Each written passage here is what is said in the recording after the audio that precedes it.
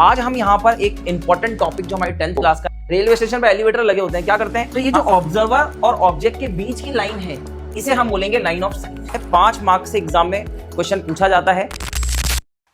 Hello student, कैसे हैं आप सब? आई होप आपकी स्टडी बहुत बढ़िया चल रही होगी और आपकी प्रिपरेशन जो है वो जोरों शोरों से चल रही होगी।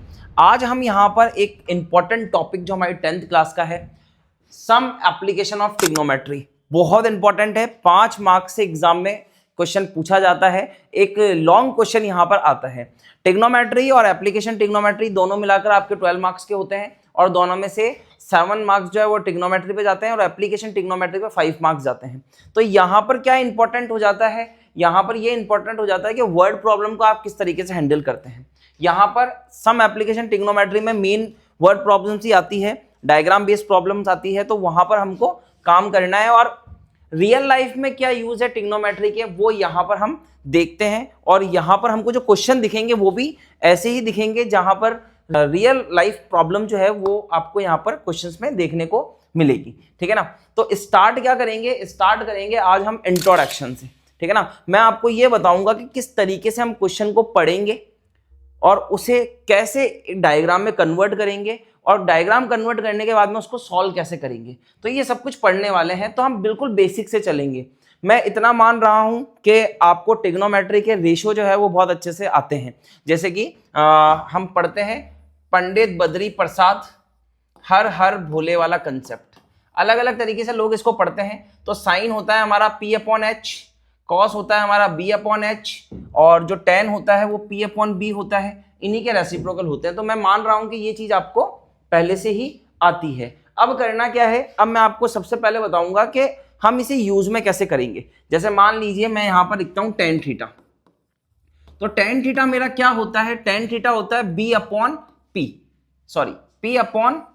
क्यों? क्योंकि साइन कॉस tan, तो आपका क्या बनेगा P/B। P/B मतलब परपेंडिकुलर अपॉन बेस। ठीक है। और अगर मैं एक ट्राइंगल देखने जाता हूं, मान लीजिए मैं एक राइट ट्राइंगल की बात करता हूं जो मैं यहां बनाता हूं इस तरीके से। ये मैंने यहां पर एक राइट एंगल ट्राइंगल को ड्रॉ किया है। ठीक है ना। यहां पर मेरा क्या है 90 डिग्री है। यहां पर मेरे पास में ये मैं A, B और C कहता हूं। तो यहां पर ये ABC जो है वो क्या है, मेरे पास में एक राइट एंगल ट्राइंगल है जिसके अंदर हम क्या करते हैं कि थीटा को यहां रखते हैं। हम चाहें तो थीटा को ऊपर भी रख सकते हैं, यहां भी रख सकते हैं। थीटा अपनी 2 पोजीशन को होल्ड करेगा, या तो वो A पर होगा या फिर वो C पर होगा। ठीक है ना। अब मेन बात है कि थीटा के सामने वाली साइड को क्या बोलते हैं। थीटा के सामने वाली साइड हमेशा परपेंडिकुलर बनती है और उसके साथ जो 90 डिग्री बना रही है वो आपकी बनेगी बेस। ठीक है ना। और रिमेनिंग आपका हाइपोटेनस बनेगा। समझ में आई बात? आपके पास में 3 साइड है राइट एंगल ट्राइंगल में, क्योंकि यहां पर आप जो फिगर बनाएंगे वर्ड प्रॉब्लम बेस्ड जो आपके क्वेश्चंस आने वाले हैं उनमें आप जो फिगर बनाएंगे वहां पर राइट एंगल ट्राइंगल का ही गेम होगा सारा का सारा। तो करना क्या है, सबसे पहले डायग्राम बनाते समय आपको ये देखना है कि थीटा कहाँ है। थीटा के सामने वाला क्या होगा, परपेंडिकुलर, उसके साथ 90 बनाने वाला बेस है और यहां पर क्या होगा, हाइपोटेनस होगा।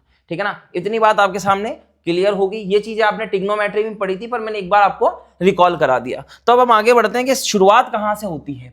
तो सबसे पहला टॉपिक जो इस चैप्टर में आता है वो आता है लाइन ऑफ साइट। ठीक है ना। लाइन ऑफ साइट का मतलब क्या है, जैसे मान लीजिए आप यहां पर एक राइट एंगल ट्राइंगल बनाते हैं। जैसा कि मैंने मान लीजिए एक यहां पर ये एक राइट एंगल ट्राइंगल ड्रॉ किया। ठीक है। इसके अंदर मैं देखता हूं कि मान लीजिए ये तो मेरा बेस है, क्या होने वाला है ये बेस, और यहां अगर थीटा है तो ये क्या बनेगा, ये आपका परपेंडिकुलर बनेगा और ये आपका बनेगा हाइपोटेनियस। ठीक है ना। अगर इसका अपन नामकरण करते हैं तो लिखेंगे A, B और C। तो ये बनेगा बेस, ये परपेंडिकुलर, ये हाइपोटेनियस। ठीक है। यहां क्या होगा हमारा 90 डिग्री होगा, तभी तो ये राइट एंगल ट्राइंगल होगा। इस तरीके से देखिए। अब यहां पर इस डायग्राम को रियल प्रॉब्लम में कैसे आएगा, तो आपके पास में क्या क्वेश्चन होगा कि मान लीजिए एक ऑब्जर्वर है आपके पास। ठीक है ना। एक ऑब्जर्वर कहां खड़ा है, बेस पे खड़ा है। तो आप बेस बनाएंगे सबसे पहले तो, और आप बोलेंगे कि मेरा ऑब्जर्वर कहां खड़ा है, यहां खड़ा है। या आपने ऑब्जर्वर को खड़ा कर दिया। ठीक है ना। अब ऑब्जर्वर कर क्या रहा है, ऑब्जर्व एक 10 मीटर लंबी बिल्डिंग को देखने का काम कर रहा है। तो जाहिर सी बात है जब आप देखोगे तो आप ऊपर की तरफ देखोगे, आपकी नजरें कहां होगी, 10 मीटर हाई बिल्डिंग के टॉप को देखना है आपको, तो आपको क्या बनाना पड़ेगा, एक बिल्डिंग बनानी पड़ेगी इस तरीके से जिसकी हाइट कितनी होगी 10 मीटर, ठीक है ना। ऑब्जर्वर क्या कर रहा है, यहां खड़ा है।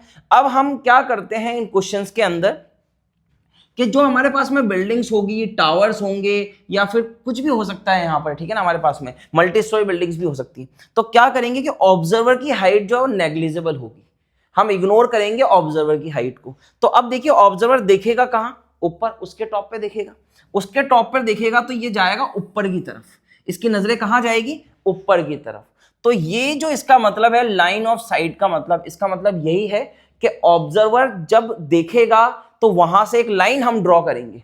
अब ऑब्जर्वर दो जगह पर बैठ सकता है, या तो ऑब्जर्वर यहां बैठा है या ऑब्जर्वर यहां बैठा है। कभी कभी ऐसा होगा कि ऑब्जर्वर बेस पे खड़ा होगा, बिल्डिंग को देख रहा होगा, या फिर बिल्डिंग पे खड़ा होकर नीचे किसी को देख रहा होगा। जैसे मान लीजिए बिल्डिंग पे खड़ा है और नीचे कार चल रही है, तो एक कार को देखने का काम कर रहा है, तो ऑब्जर्वर अपनी पोजीशन को वहां होल्ड करेगा और यहां होल्ड करेगा।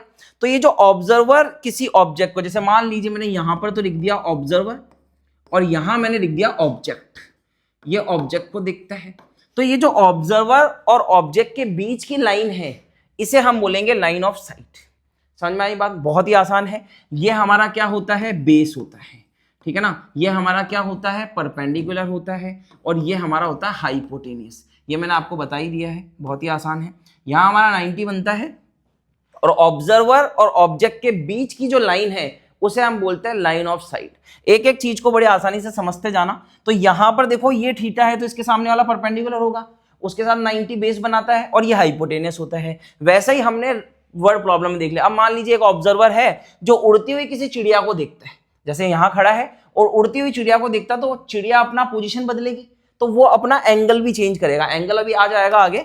पर लाइन ऑफ साइट का मतलब क्या होता है कि ऑब्जर्वर और ऑब्जेक्ट के बीच की जो लाइन है या बीच की जो इनकी डिस्टेंस है या मैं कहूं लेंथ जो है उसे हम बोलेंगे line of site. I hope इतनी बात आपको समझ में आ गई होगी।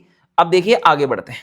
अब आता है हमारे पास में एंगल ऑफ एलिवेशन क्या होता है, ठीक है ना। जैसे मैंने अभी आपको बताया कि आप या फिर ऑब्जेक्ट जो है वो दो पोजीशन होल्ड करेगा, या तो वो खड़ा होगा नीचे बेस पर या वो खड़ा होगा किसी टावर पर, बिल्डिंग पर, लाइट हाउस पर, ठीक है ना। वेरियस टाइप के क्वेश्चन यहाँ पर आपको देखने को मिलेंगे। तो हमने क्या किया है भैया, हमने किया है कि ऑब्जेक्ट जो हमारा ऑब्जर्वर है उसको हमने बेस पे खड़ा किया है, ये हो गया हमारा ऑब्जर्वर। अब मान लीजिए कि एक लाइट हाउस है यहाँ पर, क्या लाइट है आपके पास में, ये एक लाइट हाउस है। मैं यहाँ बना देता हूँ लाइट हाउस जैसा कुछ, ठीक है ना। ये मैंने बना दिया, ठीक है ना। ये एक लाइट हाउस है, ठीक है। और ये लाइट हाउस पर यहां पर टॉप पर ये ऑब्जर्वर टॉप को देखने की कोशिश करता है। जब ये टॉप को देखेगा तो जाहिर सी बात है लाइन ऑफ साइट को हम ऐसे ही ड्रॉ करेंगे, ये हमारी लाइन ऑफ साइट होगी। इस लाइन ऑफ साइट पर, ठीक है ना, आप इसको हाइपोटेनियस बोल सकते हैं, ये आपका परपेंडिकुलर हो जाएगा और ये आपका हो जाएगा बेस। क्यों होगा ऐसा, क्योंकि मैंने बताया थीटा के सामने वाला परपेंडिकुलर होता है, बेस होता है और ये हाइपोटेनस होता है। अब देखिए कि जब ये यहां से देखना स्टार्ट करेगा, आप जब किसी भी ऑब्जेक्ट को देखते हैं तो आप क्या करते हैं, आप अभी ऐसा देख रहे हैं, फिर आप देखते समय क्या करते हैं, अपनी गर्दन को ऊपर करते हैं ताकि आप एक एंगल क्रिएट कर पाए बेस से। तो ये मेरा बेस है और जब मैं उसको देखता हूं इस तरीके से तो मैं क्या करूंगा, यहां से ऊपर की तरफ जाऊंगा तो एक एंगल क्रिएट करूंगा जिसे हम थीटा मानते हैं। समझ में आई बात, बहुत ही सिंपल है कि आप जब बेस से ऊपर की तरफ जा रहे हैं, एलिवेटर आपने देखा होगा, रेलवे स्टेशन पर एलिवेटर लगे होते हैं, क्या करते हैं, हाँ बिठाते हैं लोगों को और ऊपर की तरफ लेकर जाते हैं। तो एंगल ऑफ एलिवेशन कब क्रिएट होगा, जब आप ऊपर की तरफ देख रहे हैं। तो ये जो थीटा बना है इसको आप क्या बोल सकते हैं, एंगल ऑफ एलिवेशन, क्या बोलेंगे, एंगल ऑफ एलिवेशन, ठीक है। समझ में आई बात। अब सेम चीज जो है वो ऊपर से हो सकती है। मान लीजिए ऑब्जेक्ट को आपने ऊपर बिठा रखा है, ठीक है ना, तो नेक्स्ट कंडीशन हम ले लेते हैं। ये हमारा था एंगल ऑफ एलिवेशन। जब ऑब्जेक्ट क्या करता है, जब ऑब्जर्वर क्या करता है, ऑब्जेक्ट को ऊपर की तरफ देखता है, ठीक है ना। अब हम चलते हैं आगे की तरफ। तो आगे आता है हमारा एंगल ऑफ डिप्रेशन। सेम चीज है, क्या होगा, बेस है, ये हमारा लाइट हाउस है और लाइट हाउस पर ऑब्जेक्ट बैठा है। मान लीजिए मैंने ऑब्जेक्ट बिठा दिया एक लाइट हाउस के ऊपर और ये क्या करता है, ये हमारे बेस पर चल रही या फिर ऐसा समझ लेते हैं कि ये अगर आपका ओशियन है तो यहाँ पर एक शिप चल रही है, ठीक है ना, इस शिप को देखने का काम करता है, ठीक है ना। समझ में आई बात। बहुत ही आसान है, ध्यान से देखना। इस शिप को ये क्या करेगा, देखने का काम करेगा। तो यहां से देखता है ये नीचे की तरफ। तो आप जब किसी भी ऑब्जेक्ट को नीचे की तरफ देखते हैं तो आप क्या करते हैं, अपने बेस से नीचे की तरफ आप जाएंगे। बहुत सिंपल है, ये आपका बेस है और आप बेस से नीचे की तरफ देख रहे हैं, ठीक है ना, क्योंकि हमें अपनी नजरों को क्या करना पड़ेगा, नीचे की तरफ ले जाना पड़ेगा। तो ये भी क्या करेगा, यहां से इस जगह से इनको देखना स्टार्ट करेगा। मान लीजिए ऊपर से नीचे की तरफ दिखता है, तो इसका बेस क्या था, इसका बेस तो ये था, पर इसने यहां से नीचे की तरफ देखना स्टार्ट किया, ठीक है ना। तो यहां पर एक थीटा क्रिएट हो जाएगा। इस थीटा को हम बोलेंगे एंगल ऑफ डेप्रेशन, ठीक है ना। क्या बोलेंगे, एंगल ऑफ डेप्रेशन। तो नीचे की तरफ जब देखेगा तो बनेगा एंगल ऑफ डेप्रेशन, ऊपर की तरफ जब देखेगा तो बनेगा एंगल ऑफ एलिवेशन, ठीक है ना। बहुत ही सिंपल है। ये हमारी लाइन ऑफ साइट हो जाएगी, यहां पर ये थीटा बना है। अब आप देखिए कि आपने एक कंसेप्ट देखा है कि अगर दो पैरेलल लाइन के बीच में आप एक ट्रांसवर्सल ड्रॉ करते हैं और यहां पर एक थीटा क्रिएट होता है, तो ये भी थीटा के इक्वल होगा कि नहीं होगा, होगा। Alternate interior angle. अगर ये वाला थीटा है और इस लाइन को मैं परपेंडिकुलर बोलूं जो कि बेस बना रहा हूं, और उसमें ये भी बेस है हमारा और ये भी बेस है, तो यहां पर एक ट्रांसवर्सल ड्रॉ हो रही है जो कि लाइन ऑफ साइड का काम कर रही है। तो ये वाला थीटा और ये वाला थीटा क्या हो जाएंगे, इक्वल हो जाएंगे। उसके बाद हम इस ट्राइंगल के अंदर क्या कर सकते हैं, पाइथागोरस थ्योरम लगा सकते हैं, सॉरी हमारे ट्रिग्नोमेट्री रेशो लगा सकते हैं। उसके बाद में ये सब कुछ निकल जाएगा। इस तरीके की प्रॉब्लम्स आपको देखने को मिलेगी, ठीक है ना। फॉर एग्जाम्पल मैं एक एग्जाम्पल लेकर देखता हूं। जैसे मान लीजिए कि एक मेरे पास में बिल्डिंग है और उसकी हाइट जो है वो 10 मीटर है, 10 मीटर की हाइट है, ठीक है ना, और वो बेस पर ही होगी, जाहिर सी बात है। तो ये बेस ड्रॉ कर दिया। इसके ऊपर एक रमेश नाम का लड़का खड़ा है। कौन सा, रमेश। ये रमेश क्या करता है, ये रमेश यहां से रोड पर चलने वाली एक गाड़ी को देखता है, ठीक है ना। ये कौन है, एक कार बनाई है मैंने यहाँ पर बहुत सुंदर सी, ठीक है ना। तो ये क्या करेगा, ये रमेश इस कार को देखने का काम करता है और ये 10 मीटर की हाइट की बिल्डिंग पर है। और एंगल ऑफ डिप्रेशन जो बनता है यहां पर, वो बनता है आपका 45 डिग्री। मान लीजिए ये कितनी डिस्टेंस में बनेगा एंगल, जैसे इसका तो ये तो बेस हो गया, इसको हम क्या बोलेंगे, ये बेस है। तो यहां से ये इस कार को देखने का काम करता है। तो यहां पर ये एंगल ऑफ डिप्रेशन कितना बना रहा है, 45 डिग्री बना रहा है। तो फाइंड कीजिए कि बिल्डिंग से कार की जो डिस्टेंस है वो कितनी है। ऐसी प्रॉब्लम्स आपको देखने को मिलेगी, ठीक है ना। ये रियल लाइफ प्रॉब्लम है। जैसे मान लीजिए कि अगर आपके शहर के अंदर बिजली के तार बिछाए जाए या गैस कनेक्शन बिछाया जाए या गैस पाइपलाइन या वाटर लाइन कुछ भी बिछाई जाए, तो आप देखो कैसे वो मेजर करते हैं। आपने देखा होगा कभी कभी रोड पर एक इंजीनियर खड़ा है ट्राइपॉड लगाकर, येलो कलर की ड्रेस पहन के, ठीक है ना। वो क्या कर रहा है, वहां पर फोटो खींच रहा है? नहीं, वो फोटो नहीं खींच रहा, वो क्या कर रहा है, वो लेंथ को मेजर कर रहा है। हाईवे कितने लंबे बनाने हैं, ब्रिज कैसे बनाने हैं। अगर आप किसी, जैसे मान लीजिए आपके रोपवे लगते हैं, तो रोपवे नीचे से ऊपर की तरफ जा रहे हैं, तो रोपवे की लेंथ कितनी होगी। ये सब कुछ आपकी रियल लाइफ प्रॉब्लम है और वो एप्लीकेशन ट्रिग्नोमेट्री से रिलेट करती है, इसलिए ये बहुत इंपॉर्टेंट चैप्टर है, ठीक है ना। अब कैसे फाइंड करते हैं इसको, तो आपने बोला सर ये 45 है तो ये भी 45 होगा, अभी पीछे बताया ऑल्टरनेट इंटीरियर एंगल। ये 10 मीटर हो गया, ये मुझे फाइंड करना है। हम क्या बोलेंगे इसको, ए बी और सी। यहां पर 90 डिग्री बनेगा, जाहिर सी बात है बिल्डिंग हमेशा सीधी खड़ी होगी वर्टिकली। अब आप देखो कि आपको ये परपेंडिकुलर तो दे रखा है और बेस आपको निकालना है।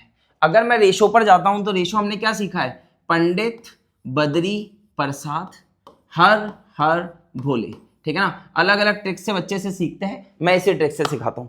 तो यहां पर आप देखो कि परपेंडिकुलर और बेस कहां मिल रहे हैं आपको, परपेंडिकुलर और बेस आपको मिलते हैं tan थीटा में। तो आप यहां पर क्या लगाएंगे, आप सिंपली यहां पर लगाएंगे tan थीटा, और ये क्या होगा, परपेंडिकुलर अपॉन बेस, ठीक है ना। तो tan थीटा, थीटा कितना है 45 इज इक्वल टू, परपेंडिकुलर की बात करते हैं तो tan आ जाएगा और बेस कितना हो जाएगा BC, जो कि हमको निकालना है। तो आप सिंपल क्या करेंगे, tan 45 की वैल्यू रखेंगे, ठीक है ना। ट्रिग्नोमेट्री का चार्ट आपको आता होगा, हमारे YouTube चैनल पे आपको मिल भी जाएगा। मैंने एक चार्ट सिखा रखा है शॉर्ट ट्रिक के साथ में। तो आप देखो tan 45 कितना होता है, tan 45 की वैल्यू 1 होती है, इज इक्वल टू आप क्या लगाएंगे, tan अपॉन BC। BC को आप क्रॉस मल्टीप्लाई करा दीजिए सिंपल, तो BC कितना निकल कर आएगा, 10 मीटर। मतलब जो ये चलने वाली गाड़ी है, ये जो कार हमने बनाई है, ये बिल्डिंग के बेस से कितनी डिस्टेंस पर है, 10 मीटर पर। जितनी बिल्डिंग की हाइट है उतनी ये बिल्डिंग से दूर है। समझ में आई बात? तब जाकर ऑब्जर्वर और कार के बीच में कितना एंगल बनेगा, 45 डिग्री का एंगल बनेगा, जो कि डिप्रेशन हो सकता है। तो ये हमने एक एग्जांपल लिया है, ठीक है ना। अब इसका नेक्स्ट वीडियो मैं आपके लिए लेकर आऊंगा जिसमें हम एनसीईआरटी के क्वेश्चन सॉल्व करेंगे, और फिर उसके बाद एक वीडियो और आएगा जिसमें हम मोस्ट इंपॉर्टेंट क्वेश्चन जो एग्जाम रिलेटेड बहुत इंपॉर्टेंट रहते हैं वो हम करने वाले हैं। तो इस वीडियो को पूरा देखो अच्छे से, और साथ ही साथ में इंट्रोडक्शन को अच्छे समझने के बाद में आप एनसीईआरटी की तरफ जाइए, ठीक है। मिलते हैं नेक्स्ट वीडियो में, तब तक के लिए टाटा बाय बाय।